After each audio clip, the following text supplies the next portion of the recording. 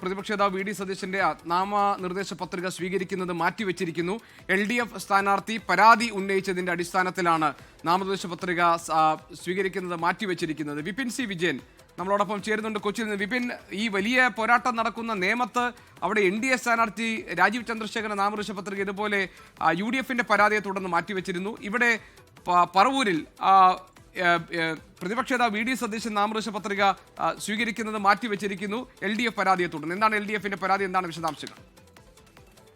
GK, പ്രധാനമായും 3 പരാതികളാണ് ഇപ്പോൾ പറവൂരിലെ പ്രതിപക്ഷ നേതാവ് വി ഡി സതീശന്റെ UDF സ്ഥാനാർത്ഥിയായിട്ടുള്ള വി ഡി സതീശനെതിരെ ഉന്നയിച്ചിട്ടുള്ളത്. അതിൽ എടുത്തു പറയേണ്ടത് ഔദ്യോഗിക വാഹനത്തിനുള്ള പെനാൽറ്റി, അതായത് ആ പിഴ അടച്ചിട്ടില്ല എന്നുള്ളത് ഒരു കാര്യമായി പറയുന്നു. മറ്റൊന്നുള്ളത് കയ്യിലുള്ള സ്വർണത്തിന്റെ മൂല്യം അത് കുറച്ച് കാണിച്ചു എന്നുള്ളതും ഈ പരാതിയിൽ പറയുന്നുണ്ട്. മറ്റൊന്നുള്ളത് ഈ സ്വത്ത് വിവരങ്ങളെ സംബന്ധിച്ചിട്ടുള്ള അവ്യക്തത നിലനിൽക്കുന്നു. ഇങ്ങനെ 3 കാര്യങ്ങൾ ചൂണ്ടിക്കാണിച്ചുകൊണ്ടാണ് ഇപ്പോൾ ഈ പരാതി നൽകിയിരിക്കുന്നത്. ഈ പരാതിയുടെ അടിസ്ഥാനത്തിൽ ഇപ്പോൾ നാമനിർദ്ദേശ പത്രിക പരിശോധിക്കുന്നത് മാറ്റിവെച്ചിരിക്കുകയാണ്. ഇന്ന് 3 മണിക്കാണ് ഇനി വരണാധികാരി വീണ്ടും ഈ ഒരു പരിശോധനയ്ക്കായി ഇക്കാര്യം എടുക്കുന്നത്. അവിടെ LDFന്റെ സ്ഥാനാർത്ഥിയായിട്ടുള്ള ET ടൈസൺ മാഷാണ് ഈ ഒരു പരാതി നൽകിയത്. ഇത്തരത്തിൽ സൂക്ഷ്മ പരിശോധനയുടെ സമയത്ത് പരാതി ഉന്നയിച്ചിരിക്കുന്നത്.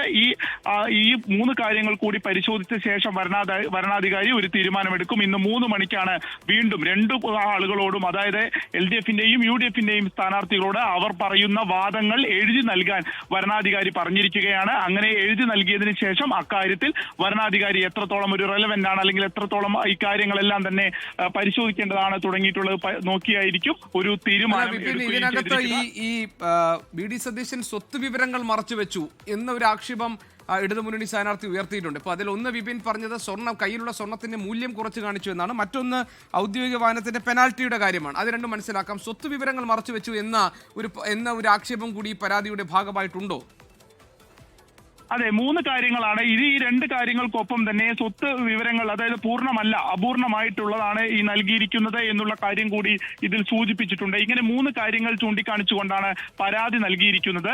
അപ്പോൾ ഇവയുടെ ഒരു സൂക്ഷ്മ പരിശോധന ഇനി നടക്കേണ്ടതുണ്ട്. അപ്പോൾ എഴുതി നൽകാൻ വരണാധികാരി പറഞ്ഞിരിക്കുകയാണ്. അങ്ങനെ എഴുതി നൽകി കഴിഞ്ഞാൽ ഇന്ന് 3 മണിയോട് കൂടിയായിരിക്കും ഇത് പരിഗണിക്കുകയും ഇതിലൊരു അന്തിമ തീരുമാനം എടുക്കുകയും ചെയ്തിരിക്കുക. ഇപ്പോൾ ആദ്യഘട്ടത്തിൽ ഈ നാമനിർദ്ദേശ പത്രികയുടെ സൂക്ഷ്മ പരിശോധനാ സമയത്ത് പ്രതിപക്ഷ നേതാവ് വി ഡി സതീശന്റെ പത്രികയും മാറ്റിവെച്ചിരിക്കുന്നു എന്നുള്ളതാണ് ഏറ്റവും പ്രധാനമായ കാര്യം. GK, ശരി.